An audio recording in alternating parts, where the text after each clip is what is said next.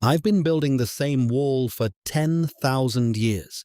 Not literally, but the system I work inside, the logic of it, the geometry, the obsession with making something impenetrable. That's ancient. I'm a defense software engineer now, writing code that shapes electromagnetic shields around military installations. Before that, I spent 12 years as a structural designer working on hardened facilities. And before I ever touched a CAD file, I was a kid who couldn't stop drawing castles. What I've realized, after all of it, is that the wall never actually changes. The materials do, the physics do, the enemies do.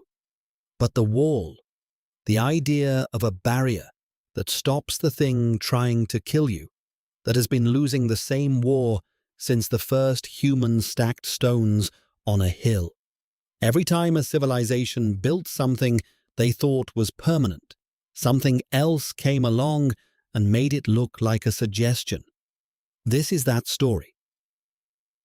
Let's start in the ancient world, because that's where the logic is cleanest. You build a wall to stop a man with a sword. Simple. Effective. The man can't reach you. He can starve you out eventually, sure, but he can't breach the wall, so you're buying time. For thousands of years, this worked well enough that civilizations organized themselves entirely around vertical stone. Height was the variable. More height meant more safety. The logic seemed airtight. Then someone figured out how to throw a rock really hard. The trebuchet didn't just break walls. It broke the entire mental model. Before siege engines, height was an asset. A tall wall meant archers with a vertical advantage, men below struggling to climb, a physics problem that favored the defender. The trebuchet inverted that overnight. Suddenly, height was a liability. A taller wall was a bigger target. The kinetic energy of a 200-pound stone traveling in a parabolic arc didn't care how proud you were of your masonry. It transferred directly into the base of your tower and asked it a structural question the tower couldn't answer. The defenders didn't have a solution yet, so they did what people do when the old answer stops working. They built more of it. Higher walls, thicker walls, more walls. It didn't help. It just made the rubble more impressive. The real rupture came in 1453 at Constantinople. Constantinople's walls were the most sophisticated defensive structure in the medieval world. Theodosian double walls, a moat, an outer wall, an inner wall almost 14 meters tall. For over 1,000 years, that system had repelled 23 sieges. 23. It was considered by everyone who looked at it seriously to be effectively unbreachable. Mehmed II disagreed. He didn't disagree with courage. He disagreed with engineering. He commissioned a Hungarian cannon founder named Urban to build him something that had never existed before. An artillery piece so large it had to be transported in pieces and assembled outside the city. The Basilica cannon. It fired a stone ball weighing over 500 kilograms. The first shot it fired at the Theodosian walls cracked a section that had survived a millennium of warfare. The walls didn't fall because the Byzantines fought badly. They fell because the physics had changed.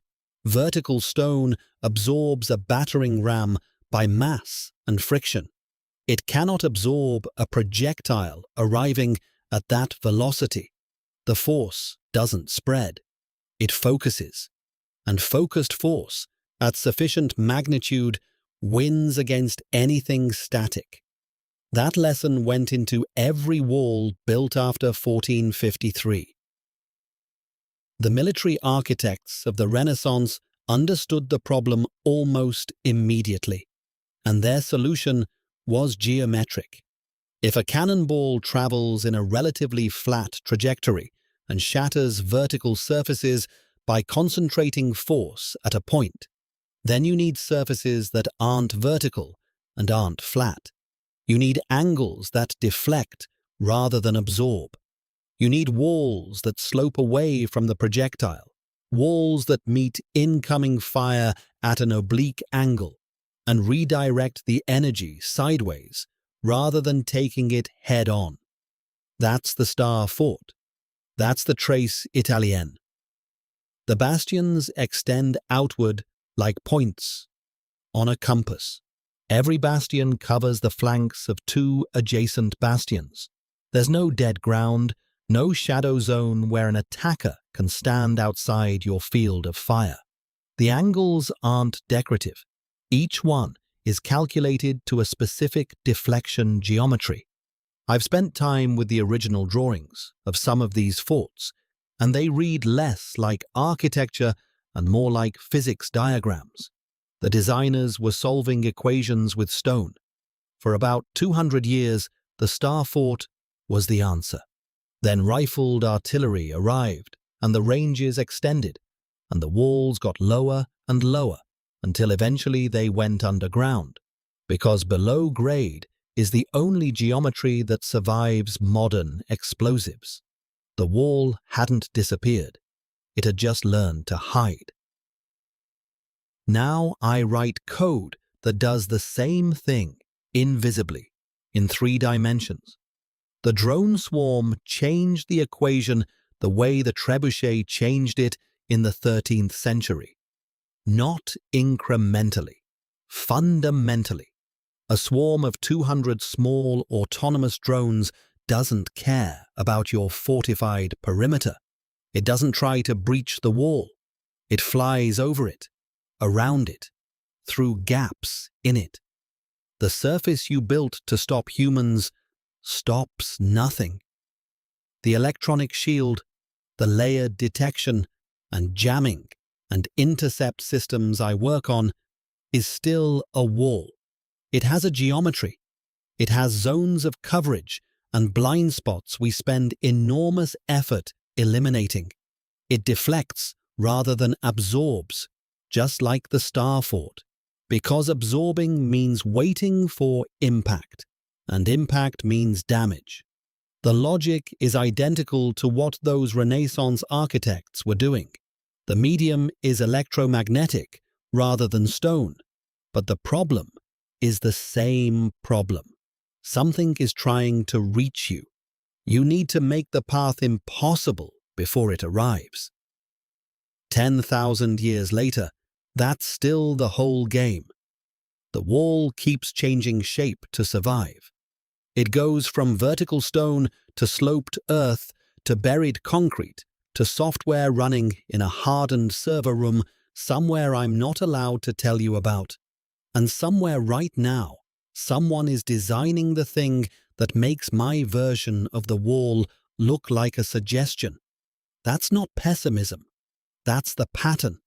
The offense always finds the wall eventually. The wall always adapts.